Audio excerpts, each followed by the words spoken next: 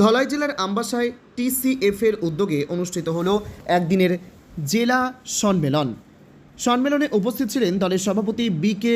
রাংখল, দলের সাধারণ সম্পাদক ও রাজ্যের মন্ত্রী বিশ্বকেতু দেববর্মা, বিধায়ক নন্দিতা রিয়াং, দলের মুখপাত্র ও এমডিসি রাজেশ্বর দেববর্মা, টিসিএফ এর রাজ্য সভাপতি রঞ্জন সিনহা, সাধারণ সম্পাদক সেন্টু মিয়া এবং দলের একাধিক এমডিসি ও নেতৃবৃন্দ।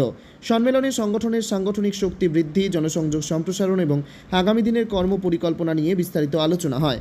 বক্তারা এই সংগঠনকে আরও শক্তিশালী করার উপর গুরুত্ব আরোপ করেন এবং জনগণের স্বার্থে ঐক্যবদ্ধভাবে কাজ করার আহ্বান জানান। দলের পক্ষ থেকে জানানো হয়েছে, ধলাই জেলার এই সম্মেলনের ধারাবাহিকতায় আগামী কয়েকদিনের মধ্যেই রাজ্যের প্রতিটি জেলায় জেলা সম্মেলনের আয়োজন করা হবে। এর মাধ্যমে সংগঠনকে আরও সুসংগঠিত করা এবং রাজ্য জুড়ে সাংগঠনিক কার্যক্রমকে গতিশীল করার লক্ষ্য নিয়ে এই কর্মসূচি গ্রহণ করা হয়েছে। আসসালামু আলাইকুম।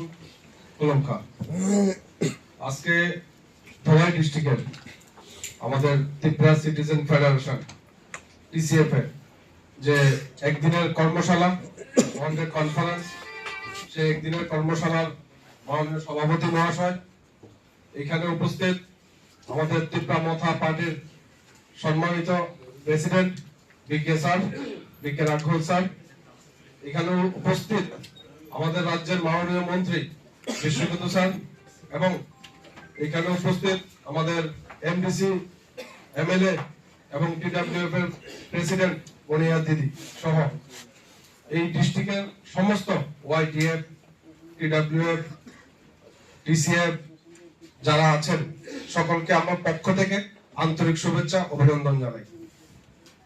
আপনারা জানেন যে টিসিএফটা আজকে সমস্ত রাজ্যে, যখনই আমরা যারা যুব আছি বা বৃদ্ধ বলুন, বয়স্ক বলুন, সকলেই আজকে ফেসবুক চালাই, যখনই